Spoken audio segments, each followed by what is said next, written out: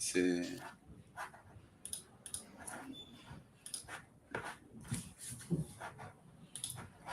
Okay, so if we go to the, let's see, the Ultralytics YouTube channel. Okay, this one. All right, so it says upcoming. Oh, no, okay, now I see myself. Okay, so now we're all live. Perfect. All right. Hello, everybody, and welcome to the latest Ultralytics live session. So I'm here. First of all, let me introduce myself. I'm Glenn Jocker. I'm the founder at Ultralytics and one of the YOLO authors, and I'm here with a special guest. Today we are with Joseph Nelson, who is the co-founder and CEO at Roboflow. Let's see. So Joseph, if you'd like to maybe introduce yourself and say a few words about Roboflow. Glenn, I lost your audio. Maybe it's my side. Let's see. You lost my audio. Oh, let's see. So I can still hear you, Joseph. But let's see here. So if you can't hear me, okay, maybe there's a little bug in the audio. So let me see. I'm on, yeah. Let's see. So we got Muhammad with us also, who's... Hello.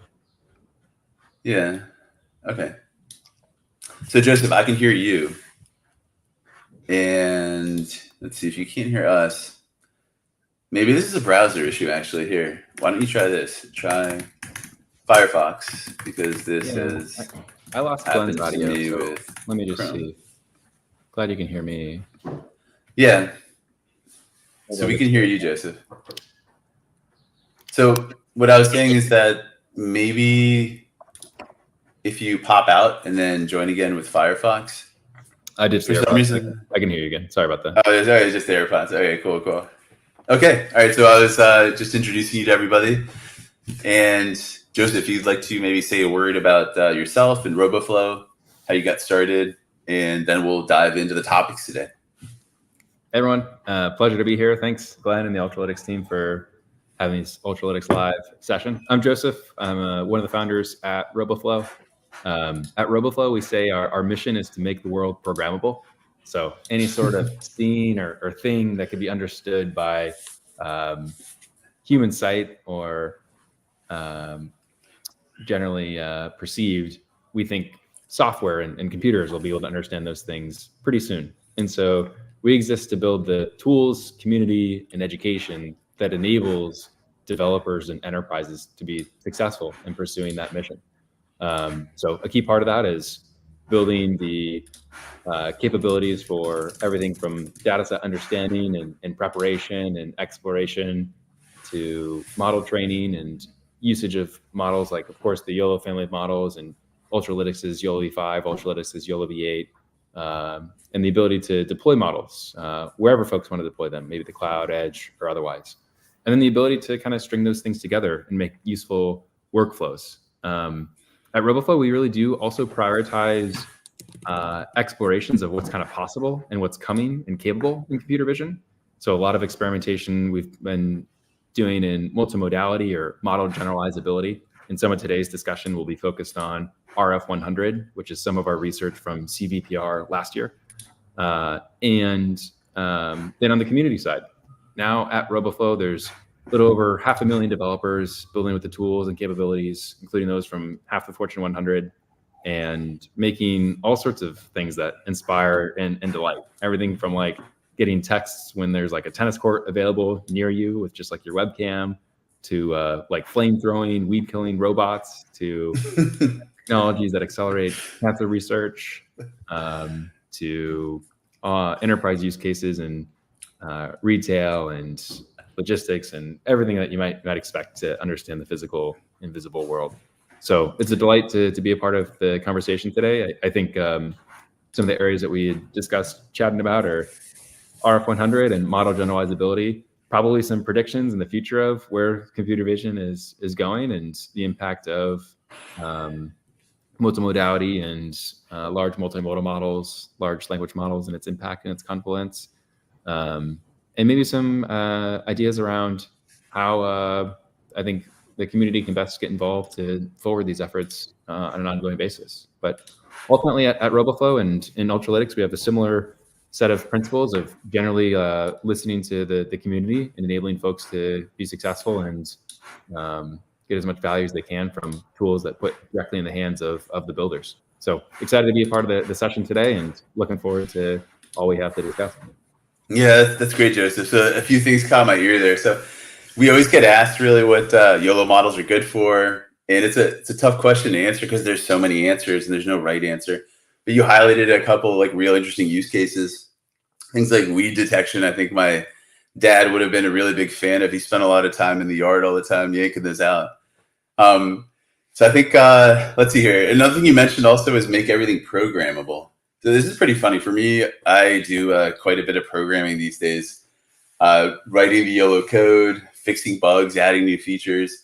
But it wasn't always like that. And when I was younger, I didn't really do any coding. I remember I first kind of got exposed to it in university. And it wasn't actually coding. It was moving block diagrams with something called Simulink. And it was much more up my alley because when I was a little kid, I really did a lot of Legos. And so just like putting one block on another block really made a lot of sense to me. And when I got kind of exposed to writing code for writing code, I was like, oh no, this is no fun. But I became really good at it. And I think now it's become kind of fun. And so now I really like that slogan because I think you can really customize anything you want to happen. It's really just a bit of code away. So if you can put that onto paper, so to speak, run it, and then deploy it, then you can start to create awesome new applications that possibly never existed before. So yeah, and when I think about like making the world programmable, I think not just like writing programs and scripts of traditional key software applications, but things that can be turned into software. Thanks to the advent of vision and multimodality and perception. Basically, like I don't know, like there's anything that can be seen will be turned into software is kind of a core belief that I have. So, you know, you think about like the silly stuff like this morning when I had my breakfast and I was like, oh man, I'm low on raspberries. Maybe my fridge could have like already seen and known. And then like DoorDash, all of a sudden, like some raspberries show up tomorrow on Saturday, and small like life conveniences to more significant and substantial things of like, I live in San Francisco now, and I sometimes have the pleasure of taking like the Waymo self-driving cars around, and just how much accident prevention and safety and city mobility and impact that has on making it just be a safer place. Like sometimes I'll ride my bike to get from one place to another, and I actually feel safer when there's a self-driving car because I know it's not going to be texting or it's going to be having its eyes focused on the road. And, you know, all these things of like perceiving the world around us or even perceiving digital inputs too. I think vision has a key role to play and making, you know, life better and allowing, like, in some senses, it's almost like all the things that aren't super fun to do as a human enhances like the human experience otherwise. So yeah, that's true. Yeah. I think you can free up your time also. Every scene is on its way. Yeah. I've got one particular application I'm a big fan of. I haven't made it come true yet, but every time I get to my house, I have to fumble for the keys and turn the lock. And it's a really difficult lock. I have to put like all my strength into it. And I've always just wished that like the door would just recognize me and just open up kind of magically. And there was also this time a couple of weeks ago where I lost my keys, and then I had to hang out in the freezing cold for like a few hours, calling people, see if there were any other ones. And so I think a lot of technology, I think, can really have a positive impact on us. And on the driving side, that's kind of funny that you said that. We were, so Pal and I here at Ultralytics went to this event last week, and on the way back to the airport, we got this German taxi driver that was just like slamming on the brakes, and it was just stop and go traffic. So we were both about to throw up by the end of the ride. Somehow the Munich airport is like so far away from downtown Munich. It took us an hour to get there. And yeah, like I think definitely like I've never had a robo taxi experience myself. I saw them driving around San Francisco the last time I was there, but have not partaken yet. So looking forward to that too. Next time you're in town, we'll get you in a Waymo. Yeah. Okay. All right. So let's see. So today we have a couple different topics. So I think the most interesting one, though, is the RF100 dataset. And of course, that stands for Roboflow 100. So maybe, Joseph, why don't you give us a bit of background on that? Like, how did it come to be? Where did the idea come from? And what were the challenges in putting that together? Sure. Yeah. So RF100, as you said, stands for Roboflow 100, which is a benchmark data set. It's actually 100 separate data sets across 7 imagery domains, represents about 224,000 images across 829 classes, and there's like 11,000 plus like labeling hours putting in from the community to prepare and create this benchmark and this capability. So why did we do this, and what's the reasoning for this? Generally, as computer vision models increase in capability, especially task-specific models in object detection or instance segmentation or classification or key point detection, they get measured on the COCO benchmark. And the COCO benchmark is, common objects in context from Microsoft, published and kind of republished a number of different times. And the most recent version, I think, that folks commonly benchmark is, the 2014 iteration. And COCO it does what it says on the tin. It's common objects in context, which is things that you'd commonly see in the real world. And so the classes in the COCO data set of being things like person or airplane, or I think they say sports ball for catch-all sports. And so each of these things that you would expect to see out in the world. And then when someone publishes a new model, they have this question: how good does it do at instance segmentation? How good does it do at object detection? And everyone has a common place, a common measuring stick by which to answer that question, which is COCO. Well, a funny thing's happened. As models have gotten increasingly better, there's almost been like a saturation of the COCO benchmark. And by that, I mean like a new model gets published and it's marginally better on COCO. And it actually starts to beg this question of, the ways that computer vision is being used are more than certainly just COCO, the things that are represented inside common objects in context. In some senses, the things that folks are using computer vision for a lot of time aren't represented in COCO. And so like aerial imagery is a great example of a top-down view from a drone or a satellite. There's not that perspective represented in the COCO dataset. Now, if a model does well on COCO, you would presume that it generalizes pretty well to that other domain. And that's broadly true.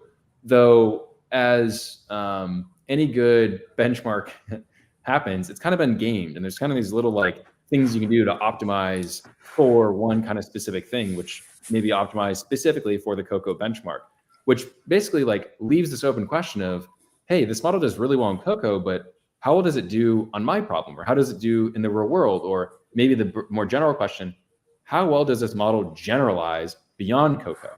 And since Roboflow has this open source community of folks that are assembling and creating and sharing data sets to the tune of 300,000 globally, the things that folks are building and using for computer vision, it kind of becomes a natural sample, if you will, for like what people are actually using computer vision for. So like aerial imagery is a great example. And so we said, okay, great. Like if we see these other image domains, can we work with the community to say, create this basket of data sets that almost represents the everything that's not COCO, maybe the uncommon objects out of context. I don't know. The uncommon objects in context. the sets of things that like the not COCO. And this doesn't mean COCO isn't valuable. In fact, it's actually it's a direct complement to it. It's like, okay, if it does well on COCO, then how well does it generalize to other things of non-COCO contexts? And actually, I think that like YOLOv5 is one of the first models that introduced anchor-free bounding box detection. Which, why does that matter? Well, that's a good example of why someone would do that, because they're trying to create generalizability. Instead of saying all of the boxes that we're going to predict from a given model are localized to a specific part of the image or a specific shape of object that we've trained on. In fact, objects could exist in a wider different array of shapes and sizes in various parts of the image. The reason that someone would do that is because they want to enable a model to generalize better. And that would show up in a benchmark that helps measure generalizability. And so we went out to the community and we said, hey, like folks that have spent a lot of time preparing and putting together these sorts of data sets and capabilities, how well do they do? And so it's fully published and discoverable. If you go to rf100.org, it's got its own kind of space to explore the embedding space and see the paper that was published on arXiv and kind of what we shared. And this caught the attention of some of the research community. And so last year at CVPR, there was a workshop that the Microsoft team put on, and Roboflow was fortunate to be a part of how well do models do out in the wild? object detection in the wild. And we received submissions of people trying to validate, like, how well does zero-shot models generalize to other domains? How well do, like YOLO World from Tencent, the authors of YOLO World, how well does that generalize to novel domains? Or how That's an interesting one. Yeah, right. Or how well does like Ultralytics YOLOv8 generalize to other problems? Kai-Fu Lee, not Kai-Fu Lee, Wonkin Yu and the YOLOv9 team, like how well does YOLOv9 like generalize to other domains? Like these are just naturally good questions that we'd want as researchers would want the answers to and provide broadly to the community. And so RF100 is it's actually it's hardly our work. We did the work of digging into what's happened in the community and aggregating and curating and helping almost like play the gardener role. But it's actually the community of like the folks that put a lot of effort into surfacing and spending collectively 11,000 plus hours of labeling alone, let alone data set, collection and aggregation and copying. So that's what RF100 is. It exists to help assess how well models generalize to new domains in object detection. And it's really a community effort. So if you're participating in today's discussion, maybe you're actually one of the authors that's cited in the acknowledgements on the paper, or you're someone that wants to kind of contribute and be a part of things going forward. So that's the motivation for this research. Yeah, it's super cool, and I like the community-driven part myself. Whenever I think about what we've done here in terms of computer vision, YOLO, it's really a community effort. It's something that wouldn't have been possible without a lot of contributions and a lot of giving back. I think I heard a speech by Arnold Schwarzenegger. He had some rules for life, and I think that one of them, maybe it was the last one, is that once you're done being successful and you've accomplished everything, give back. You need to give back to help other people and get them started.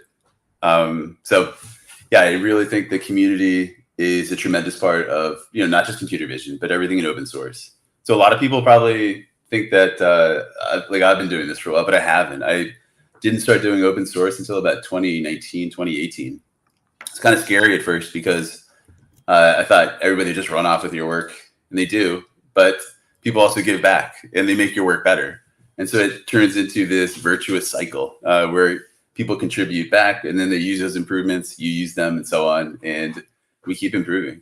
And it looks like we may have lost one of our speakers here. So let's see here. Now that I think Joseph's given that intro to RF100, I might be able to take it from here if he doesn't come back. But I will sort of pick up the torch and give a bit of a demo. So we've got something really cool. Right before this live session, I was working with Mohammed, who is one of our solutions engineers, and we just pushed a new version of the Ultralytics Python package. It's 8.2.3, and this one now integrates a benchmarking tool for RF100. So let me see. Let me see if I can share my screen here. And Joseph, so I was just giving a bit of a demo from my side. So why don't I try to click this present and share screen. Yeah, let me try this. Select window, entire screen. Okay, perfect. All right, so I'm going to take you over here to our docs pages. Let me make this full screen. Okay, perfect. So the Ultralytics documentation is something that we just started last year. So we got a lot of criticism with the YOLOv5 that the models worked well, but nobody knew what was going on since there was no documentation. So with the YOLOv8 launch last year, we really put an effort into creating great documentation for all the different ways you can use it, the data sets and so on. So if you go into the dataset section, and maybe make this bigger so everybody can see, we have a few official off-the-shelf, you could say, the detection data sets. So these are the types of things that you usually see in publications, like the COCO data set we were mentioning, and actually smaller versions that we've created, like COCO8, which is just 8 pictures from COCO, which is really useful for sanity checks, and which we use for CI, the continuous integration and testing that we do to make sure that everything's always working. So down here within the detection data sets, we've got the RF100 data set. And it's got this really cool collage of sample images. It looks like we've got some of the white ones coming from ImageNet. It looks like some digits here. And so we recently introduced a new class here in our benchmarks utility. It's called RF100 benchmark. And as Joseph was mentioning, this isn't a single data set. It's sort of a meta data set that's made up of smaller data sets. And in practical terms, this means that this is going to loop through every data set. It's going to train a model on it. Yeah. For whatever reason, we're not seeing the page you're sharing, I'm realizing. Oh, really? Okay, let's see here. We see your desktop of the StreamYard, but not this is just I'm sharing the screen of the live event. That's not very useful, is it? All right, so let me stop that and let me go back and try that again. Let's see, I'm going to share my screen. Share screen. Entire screen. And let me do that. Okay. All right. So I'm giving it a try number 2 here. But you're right. It's just showing the desktop. Well, yeah, I could probably just pop this into the same browser that's showing. And it's still not showing it. Oh, no, it is. It's just a little bit of a delay. Okay. Or no, it's not. Nobody can see the second page here. Huh. Well, okay. Okay, so it looks like the screen share is not working, but we're going to paste the URL into the YouTube comments right here. And this has, let me see here. Okay. All right, so if you go to docs.ultralytics.com/datasets/detect/roboflow-100, this is our new documentation page. And I'm going to stop sharing my screen since it doesn't make any sense. Cool. Okay. So with the RF100 dataset, it's as I was mentioning, we're going to create a for loop here, and the for loop is going to loop through the smaller datasets within the RF100 dataset. So if you combine them all together, if you consider them as a single dataset, this is going to take maybe about twice as long as Cocoa, since we have about 200,000 images. You were saying, Joseph? Yeah. Okay. 200. So if we take maybe a day to train Cocoa, then RF100 may take, say, 2 days to train all the 100 models. So it's a bit of an investment in time, but the cool thing is that you will get benchmarks across the different domains. And now you can verify the accuracy of your model in a domain that may be more similar to yours. So I get this question often when I talk to people. They say, Glenn, should I start with a Cocoa pre-trained model because my application is actually analyzing X-rays or like hyperspectral imagery from satellites? And they say it doesn't have anything in common with like giraffes and zebras and people. And the answer is that you're still going to benefit from a pre-trained model because it's not just about the very high level object detection. Like, is it a zebra? Does it have 4 legs? Does it have stripes? Is it black and white? It's also about the very low level feature sets. So you're going to be getting pre-trained models that are educated on things like identifying curves and angles, just textures, colors, and very small things too. And so the real question of how well your model is going to perform on your specific domain, it's impossible to tell unless you actually run it on your data set. But of course, if there is a more representative data set to your actual use case, then that could get you quite a bit closer and give you more confidence to really start to build out that custom data set. So I've talked to Joseph about this in the past. Like, we've wanted to evolve hyperparameters on the RF100 dataset specifically. And this benchmarking script is sort of the first step in that direction. We don't have a script to do that in an automated sense right now, but we've got the 2 pieces, the 2 ingredients. And the 2 ingredients are the single benchmarking script at that link. So this will run training on all the models to give you a validation on all the models. And you're going to have metrics such as mean average precision, recall, F1 score, and so on. And you're going to have 100 of those. So if you average out across the data set, this will give you a single score for a model or an architecture on those data sets in conjunction with the hyperparameters that you're using. And this is where it gets interesting. The hyperparameters that you use when you train a model. And so oftentimes people don't think about this, but there's a whole set of hyperparameters, and they're called hyperparameters because the model itself has parameters that are being learned. But this is a different type of parameter. This is a parameter that controls the training. And this is things such as epochs, learning rate, maybe the learning rate curve from the first epoch to the last epoch, and so on. And nobody really knows, this is a bit of an open secret in AI, but nobody really knows what the right values for these hyperparameters are. Not for any application. And as I mentioned before, since we're in an empirical science, the only way to get the right answer is to try it out and use trial and error, essentially. And that's really what hyperparameter estimation is. That's what genetic evolution is, that we use as the optimizer for hyperparameter evolution. So the current hyperparameters, so if you train a model with the Ultralytics Python package, whether it's a YOLOv8 model or an RT-DETR model, or any other type of model, the default hyperparameters that are in your default.yaml have been defined quite a while ago. So let's see. So I published YOLOv5 in 2020, and I talked to the big companies like Google, and I said, hey, like I need some help training models because it's really expensive. And we got some cloud credits from some of the companies. So Google, for example, gave us some cloud credits. And they gave us a lot. They gave us like $100,000 of cloud credits. And I thought, wow, okay, I can train a lot of models with this. And so then that's when I created my hyperparameter estimation code, which would train a model and then mutate the hyperparameter vector into different values, essentially randomly, but based on a distribution, and retrain the model with these new hyperparameters. And if it was better, it would use that as a starting point and mutate from there and go on and go on. And so this is a simplistic sort of genetic evolution code. And it's adopted from biology. It's not very closely related, but it kind of borrows some key aspects, like not mutating all the hyperparameters and using elements such as crossover and mutation.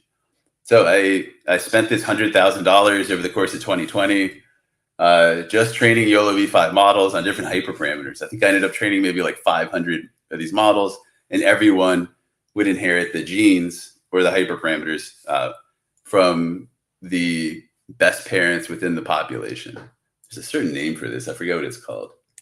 But this isn't like biological evolution where we go like parent, parent, child, child.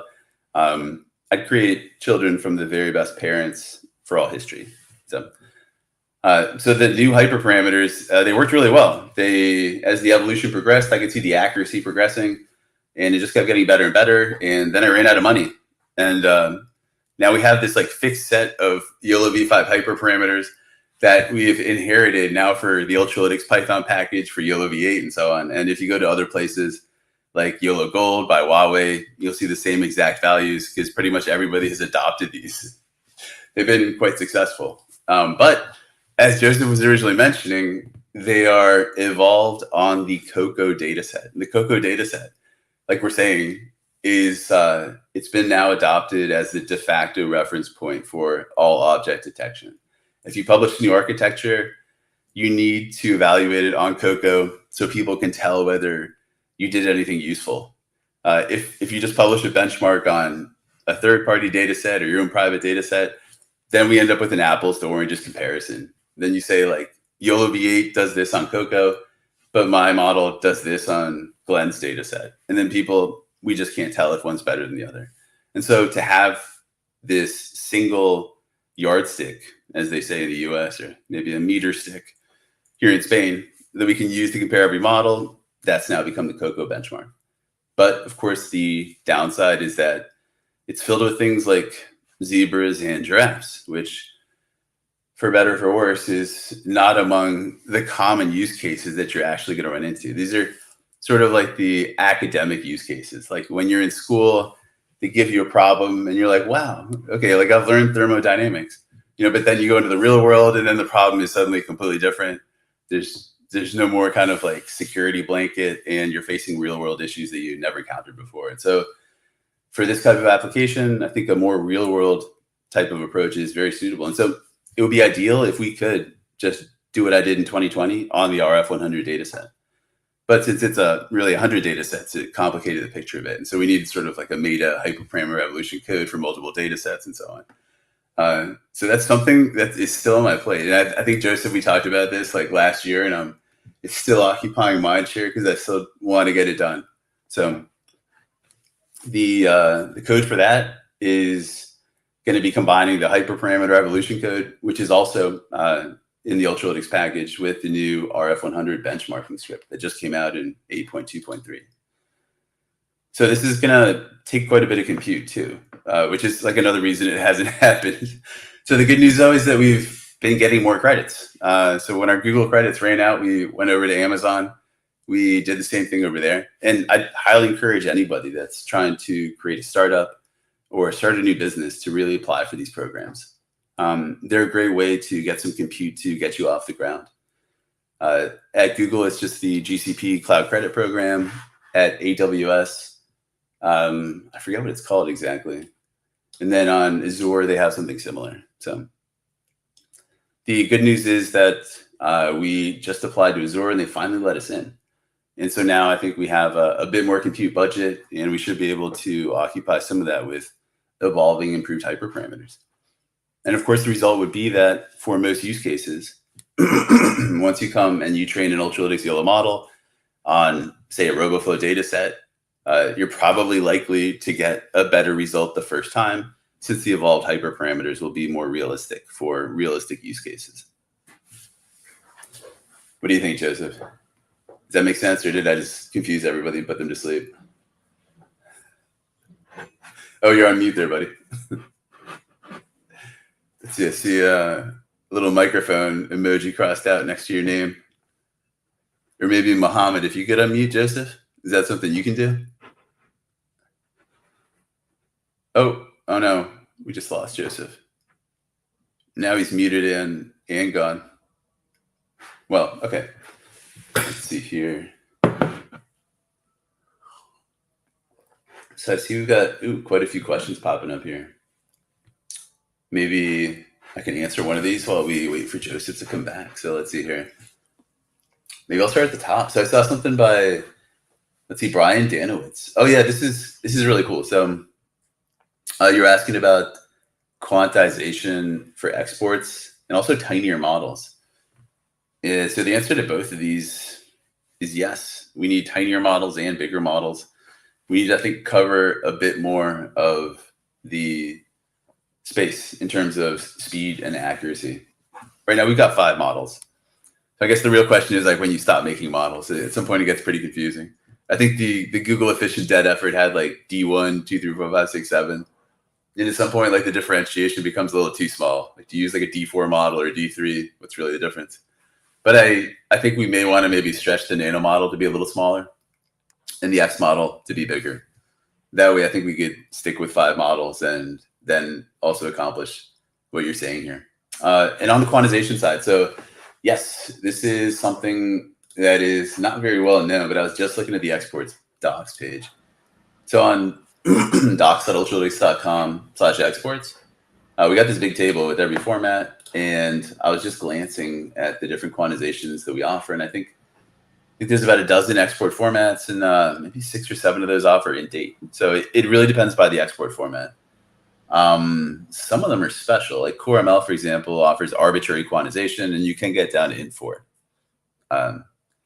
So I guess at that point, it's really a game of the accuracy you're willing to forsake for the quantization and the benefits that brings. But that's a trade-off that I think is really application dependent. So, okay, so Joseph, you're back.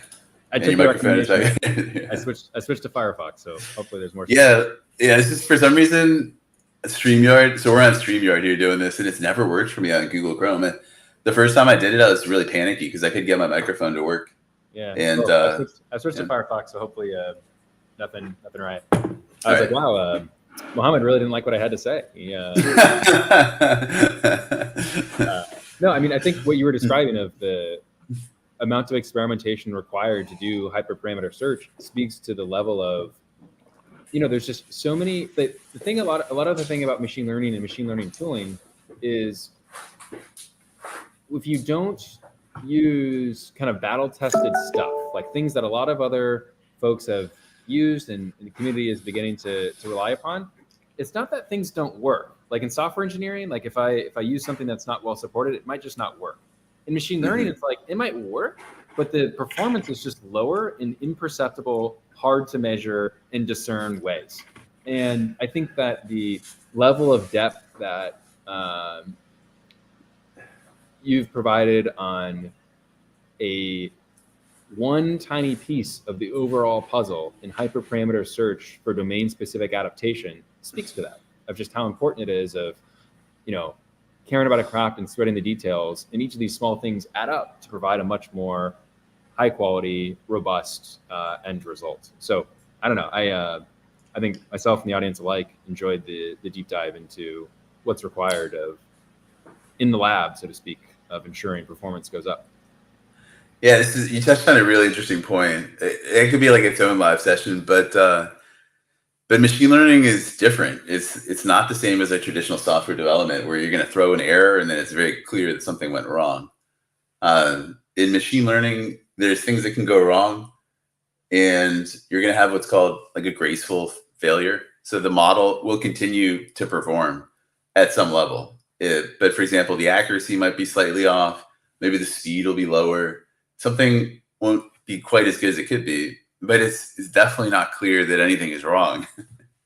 So this is like, I don't know, it's very hard to explain. But for example, if you're driving your car, you get a flat tire, it's pretty obvious. Your tire's flat, you need to fix it, something's wrong. But this is completely different. This is like if you're driving your car and you don't even have you have 3 tires, but it's still going, it's just going like a little slower. And there's no real indication. Or if you notice it's going slower, you have no idea why, And then maybe a tire is like the last place you look. You're like, maybe someone stole my engine and put a smaller engine in. Like, I don't know what's going on. And so this is really why I think it's important. There's a lot of products out in the open source space, and they keep multiplying, and that's great. Like, community contributions are really amazing, but I think it's also important to kind of like vet them, so you don't become an early adopter, unless you're in academia. Like, if you're in academia, you probably want to try a lot of things and experiment a lot of things, and you're gonna be happy. Coming up short most of the time, or that might be its own answer. Maybe you try a new thing and it doesn't work, but you publish a paper about that anyways. But in business, it's a little different. And so you want to create a product, you want to get it to market. You got investors that are asking you questions, or you got your clients and they're saying, hey, when's this solution going to be delivered? And it's not a good time to experiment. You really want to make sure that you are using kind of like a mature workflow that has, if not delivered for you personally, delivered for other people in the community or other organizations. Like, if you see them using it, then it's a kind of a safe path to trod. Otherwise, I think you're going to find yourself sort of at the bleeding edge of the space, which is an exciting place to be, but it's also a place where like 9 out of 10 experiments you run aren't going to work well. And as you were saying, there's all these silent errors that are lurking around. Like, for example, maybe you only label 90% of your classes or something like that, or instances in your data set. The model's still going to train really well. You're going to get a result. It's not going to be bad. You're going to think, okay, maybe this is it. But in reality, like, you're missing some performance because you forgot to label like every single instance. So it's a really tricky space. It takes a lot of learning. And I think experience, of course, is the best way to kind of build up knowledge about things. Experience, and exactly like you pointed out, using mature packages and workflows and tools like Roboflow and like Ultralytics. So, all right, Joseph, we're getting to the point where we got to start answering questions. So we've got over here on the right, we've got our YouTube comment section, and it's been queuing up with quite a few different questions. I just pulled one up here by Brian Danowitz. He was asking about quantization on the models. And let me see if I scroll down. Let's go to the next one that we've got here. So Mr. Smith. This might be Brad Pitt from Mr. and Mrs. Smith. He says, I was having one question. I wanted to ask how we can apply object detection using YOLOv8 on Gazebo with ROS2. So I'm definitely not the right person to answer that, because I just learned that ROS2 means real-time operating system 2 just about a month ago. But the good news is that we've got a big community over at Roboflow and at Ultralytics. So I think dropping this exact question either in a GitHub issue or perhaps in the Ultralytics Discord channel, if you want more kind of real-time feedback, is the way to go. We do have some solutions engineers that are pretty good with ROS2, but unfortunately, I am not one of them. Okay. Oh, no, but then let's see. We got a response from Burhan. He says, YOLO has support for int date, a few different networks. Okay. All right, let's see what else we got here. Okay, so we got TP Flow Specialist. Does RF100 supersede Cocoa as a general use set for YOLO pre-trained models for transfer learning? Joseph, do you want to take that one? What do you think? does RF100 Supersede outperform? Cocoa. Yeah, I think supersede is outperform. I don't know what. Oh, for me, that's sort of replace. Like, well, maybe replace and outperform. Yeah, I guess in both senses. Yeah. Yeah. No, I would say no. Like, Yeah. kind of like I was mentioning, like Cocoa is a key part of common objects in context. In the 80 classes that you commonly see in the real world, Cocoa is a really useful pre-training checkpoint, or maybe even model in of itself for some of those objects. The RF100 is, 6 of the 7 categories are uncommon things: aerial imagery, underwater imagery, documents, thermal, things that are not represented in Cocoa. And so they're almost deliberately like a yin and yang of representing different domain areas. I think the really interesting thing is, one, you can see, hey, like how well does XYZ new model architecture generalize to different domains? Or two, if I am working in one of those other domains, maybe there's better pre-trainings to start within that domain adaptation. I mean, I found in a lot of my work, and perhaps you have too, like starting from Cocoa pre-training checkpoints, like there's a common misconception I found that a lot of folks think you need to have the same set of classes to start. Exactly. Yeah.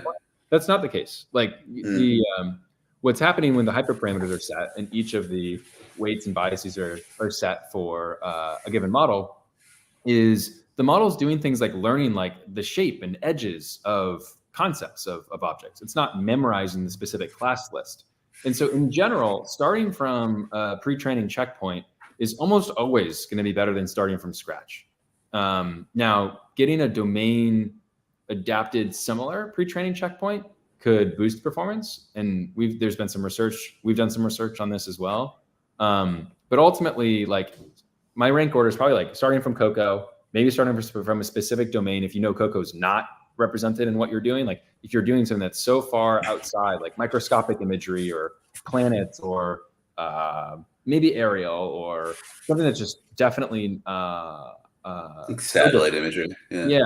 Then you might be better off starting from an RF100 or domain similar checkpoints and then scratch. And then start from scratch would be like, if there's truly alien level differences of what you would perceive.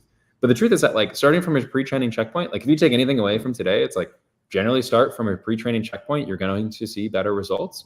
And the closer that pre-training checkpoint is to the domain that you're handling, probably the better. Which, by the way, like one of the things that we've seen that's really helpful for this is you can look at the embeddings of a given problem that you're tackling and see how similar the embedding space is to maybe a pre-training checkpoint you're starting from. And if there's pretty similar, devil in the detail of what we're defining as pretty similar. But if you're starting from a similar set of domain problem, you're likely going to see better results. There's probably an interesting research paper to write, Glenn, of like how similar of embeddings like correlate with like a pre-training checkpoint. Like what level of cliff embedding similarity do you start to see an increase or a decrease of performance? There's so many interesting things we could be doing. It's kind of I don't know, like I wish I could do like 10 different things at the same time, really. But yeah, like publishing papers, and then also, as I mentioned before, it's really about the experimentation, because intuition doesn't go very far here. You have to run the experiment and then analyze the result. And I think every time you see that result, you get a bit of a dopamine hit, because it's it may be something expected, but maybe something you discovered, and that's kind of exciting. So, but I think we're stuck with Cocoa. Like I don't think RF100 is going to supersede it in the wider community, even though it might make sense. It's more images, more classes, more widely dispersed across different domains, and I think it's possibly like more of a robust metric compared to the Cocoa data set. So yeah, nowhere to say that's its goal by any means. Like kind of the anti-space, what's not fulfilled by Cocoa. There was a missing part in the community, right? Instead of say, hey, here's something and we're going to try to do the same thing, it's like, here's missing space, answering the question of generalizability. Okay, let's see here. So Brian Danowitz here is asking, as someone who's also working to aggregate disparate data sets, RF100 is a great initiative. Are the RF100 data sets accessible without a Roboflow API key? You need a key, but there's no rate limit once you have the key. And that's just like a safety and fraud thing. But yeah, it's free to download, add a key, let it rip. Here, I'll put the GitHub link in the chat. Yeah, that'd be perfect. And I think you can get the API key on the free plan, right? Yeah, of course. So you just have to sign up and okay. Yeah. And I guess the individual data sets are also available separately at Roboflow Universe, or how does that work? Yeah, either rf100.org or there's a collection on Universe. Okay. But they're all individually available. And even when you download the benchmark, you get them each individually as well. Can I post in the link in the chat? Let's see. Yeah, you should be able to. Okay. All right, let's see here. So, okay, let me scroll down to another question. Okay.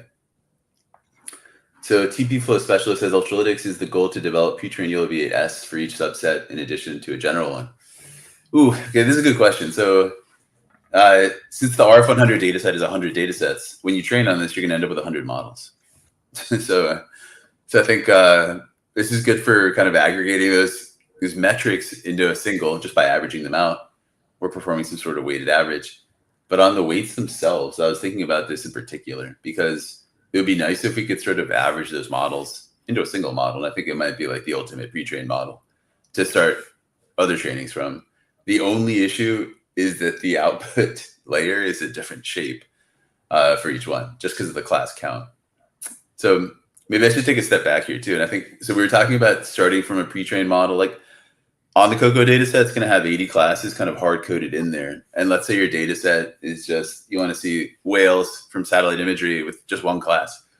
Then you can still start from the pre-trained 80 class Cocoa models. What happens is the Ultralytics package just does a bit of smart slicing and dicing, and it's going to just chop off the final layer if it sees that they don't match in size. So it's going to reinitialize a new layer with random numbers. But the rest of the model is going to be pre-trained. So it'd be kind of interesting. Maybe we could have a customized function to merge these YOLO models into a single one, except for the output layer. I think there we'd have to kind of initialize it randomly, but that's happening anyways for most pre-trained use cases. But this is a really cool idea. Totally. Okay. As well as one thing I would note is you could do, instead of 100 different, you could do the 7 image domain. So there's basically 7 disparate domains it's broken into. You do run into the problem of disparate class lists. So you still have the last but you at least have like weights of a given domain similarity. So like the aerial domain. Oh yeah, that's interesting. Huh. You know, it'd be interesting to get like a histogram of, since you guys have so many data sets on Roboflow Universe, I guess which domains they typically fall into. Can I share my screen to the RF100 paper? Yeah. Maybe you'll have more luck in sharing your screen. Yeah, give it a shot. Yeah, okay, fair. Can I share my screen? I don't know, Joseph. Can you? Yeah, let's see. If you learn how to, just come teach me afterwards.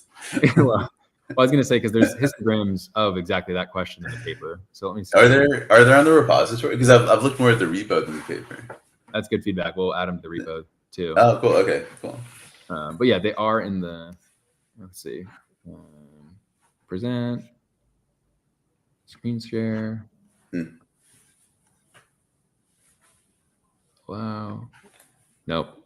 I don't have a lesson today, but I can, I'll post the paper link in the chat on page 4 of the paper. You see the histograms, and thanks to Glenn's feedback here, we'll get those added to the repository itself as well. Let's see. Andy G here is saying, when resources are limited, AI cameras, does it make sense to label camera field of view images with a larger model when training a specialized micro model for that one field of view? Yeah, I'm not sure if I understand the question entirely, but I think field of view and camera transformation matrices are something of an interesting topic. They're more, I think, suitable for things like structure for motion and photogrammetry. In the computer vision field, we often don't even consider those. They're sort of like an afterthought, or maybe people aren't even aware that there's something called a camera transformation matrix. And with data sets like the Cocoa data sets, it's sourced from so many different types of cameras. The result is a model that's robust to different fields of view and other camera parameters like shutter speed and whatnot. So I think if you have an application where you know you're going to be deploying to a dedicated piece of hardware, then I think it may make sense to try and collect data from that hardware. That's definitely, you can't go wrong doing that. But then remember, it's not going to generalize well to, or it may not generalize well to other hardware. So, and then let's see, Revenant Diviner. He says, "Good day, sir. Good day to you. Is there a possible use for YOLOv8 as our object detection and with Arduino robotic arm to pick and place?" Yeah. That's been trained. Okay. What about PCB, datasets, pick and place applications? What do you think, Joseph? Are there a lot of datasets like that in the Roboflow universe and pre-trained models? There are. Yeah. There's been lots of examples of like understanding circuit boards, PCB, both like, interestingly, like both like something I've learned about this community is the importance of like doing the digital renderings and planning, but then also the actual physical PCB once it's assembled. And so you'll actually find both those examples of people, because like what folks will do is like they'll make like sites where you upload your like digital rendering of what your PCB board is going to be, and then the site will like figure out like all the components you need to purchase, and so it'll use a model to understand that like diagram and rendering. Anyway, those exist, and I kind of learned why a little bit. Okay. Now we got another interesting one. This is a little over the top. It says, this is by Constantine. He says, "Hi, I trained YOLOv5, V6, V7, V8, and V9 on the same fire and smoke data set. I got the best predictions from YOLOv5. I tried to figure out why. Maybe you have advice for me." Okay, so yeah, in ML, like we were saying, there's really not very many hard and fast rules. And so what this means is that if a model tends to perform better than another model, this is typically a generalization, and it's definitely not true for every sample. So this is a statistical result over many different populations or many different examples in a population. But within the population, you can have outliers, and it looks like you might have discovered one here. So I'd say, or it could be a domain-specific thing, like perhaps there's something about the architecture, maybe the anchors or the lack of anchors that's playing a part. So it could be that just simply smoke and fire domains are more suitable for a specific architecture. It's really hard to set. So again, we keep going back to the same thing here, is that the answer is the answer. So whatever you get from your experiments, it's not possible to argue with that. It's just, if you did everything correctly and that's what works best, it's what works best. To the point earlier of like a high class list, there's some good chat going on of like people training thousands of class models. What's the max number of classes you trained a model? So let's see. So Objects 365 has 365 classes. OpenImages V7 has 650. And then beyond that, I've heard of people trying to train like 1,000, 2,000, 3,000 class models. There's something to remember here. Okay, when you do one thing as a human being, you do it pretty well. If you have to do two things at the same time, then your attention is a little bit diverted. And if you have to do three and so on. So as you multitask more and more, you can do those things, but you're going to do each one slightly worse. And these ML models are the same way. So when you add more classes, but you keep the model the same size, you're doing it a bit of a disservice because you're kind of asking it to do more with the same resources. It's like if I had an intern here at Ultralytics and we gave him like one report to write, and then we're like, "Oh, I did really good at that. Let's give him 3,000 to write and give him the same amount of time." Probably not going to work very well. And so you can probably get to some number of classes that's kind of extreme if you keep increasing the model size. But of course, it's one of those things you have to try it, and it's going to depend also on the variation between the classes. If the classes are very different, you're obviously going to get better performance, and if they're very similar, like if you're doing 3,000 types of pills at a pharmacy and they're all like waiting around, then it's going to struggle. So the rule of thumb is if a person can do it, then the model should also be able to do it, given enough data. I kind of, I feel like I answer questions like a politician here because it's tough to give like solid, concrete answers on a lot of these things. But is there? Have you ever trained one larger than 650 classes? Not myself, no. But I've seen, especially like in retail, like we've seen people try to do like every item in the store. Yeah.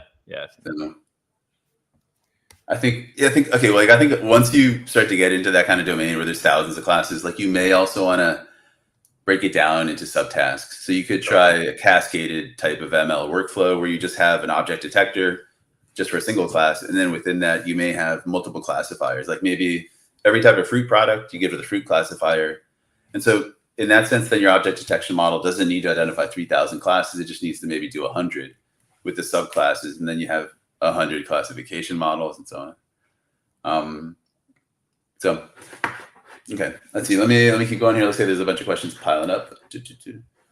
Okay, so let's see. TP Flow Specialist says, thanks for the answer, Joseph. That is very clear to me now. Is there YOLOv8 trained on RF100 ready for testing now?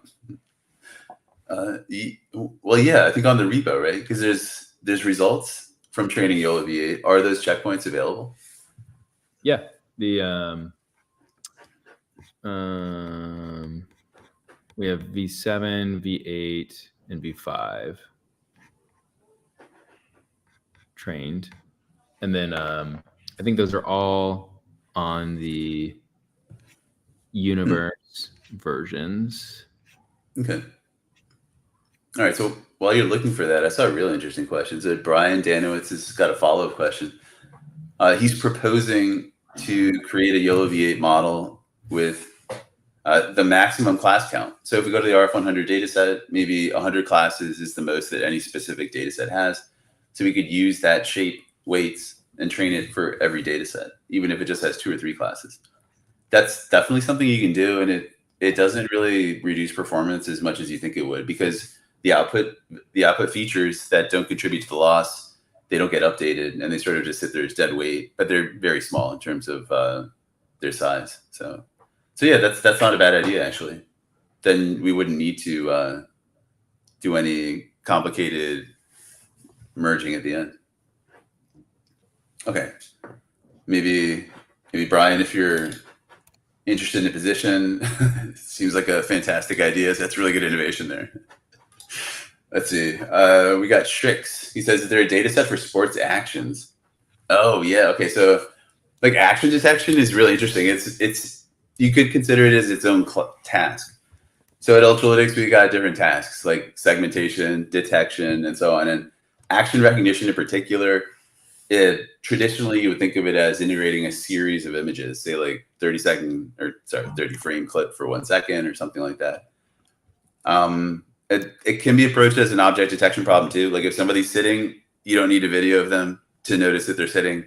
The action would just be that they're sitting, or if they're standing, then they're standing. So you can do that with a single frame.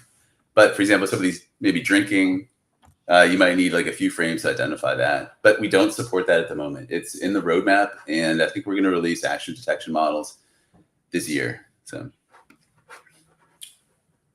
okay. Let's see here. And TP Flow Specialist is back. He says, I'm checking the RF100 GitHub page. The example for fine-tuning YOLOv8 is pending. Is that what Glenn referred to? Yes, actually. I think that is what I referred to. Yeah, so that would be exactly. So this hasn't been done yet. It's in the idea stage, and we're getting together kind of the spare time and the funding to make it happen. And that should also happen at some point, but I can't give a concrete date yet. Oh my gosh, we have 60 seconds left. Let's see. Hamza Mohammed says, well, okay, let's see here. He says, hello, Sir Glenn. Any advice on prem deployments for multiple YOLOv8 models via multiple RTSPs? Yeah. Okay, so you can run parallel streams really simply with the Ultralytics package. You just put them into a text file, all the different addresses. So let's say you have 8 different streams. You just put the address for each one in, no comma, just a separate line. And you just call this like Hamza's streams.txt, and then you pass that as a source. So you say source equals, and that should handle all those different streams, turn into a batch 8 inference. So. And then last question here, Andy G. He says, is there a workflow for predicting movement detection person based on previous observations? Change detection might be what this domain is called. I think they use that for a few different applications.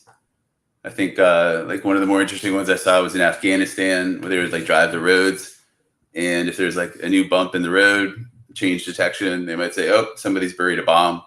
So I think ML models there may be simpler ways to do that. Something I always say is, so ML does a lot of cool things, but some things you can also tackle with simpler problems. Like even just in the space of computer vision, there's more traditional techniques for things like edge detection, change detection. maybe like aligning images with affine or transformation matrices and so on. So I think depending on the application, again, this is sort of like the action detection problem. You can tackle a problem different ways. Miyamoto Musashi said there's more than one way up the mountain. So you probably want to start with the simplest way. And it looks like we're out of time. So, all right, thank you everybody for joining. Thank you, Joseph, especially for joining. And hopefully we'll have some exciting RF100 updates in the future with those updated hyperparameters. And if we do get that going, we should be defaulting all of the Ultralytics models to those in the future. That's awesome. Yep. And if you didn't get your question answered here, just file into the Roboflow GitHub, the Ultralytics GitHub, and ask it there. All right. Thank you guys. Thanks everybody. And see you guys at the next one. Bye, Joseph. See y'all. Yep. Bye.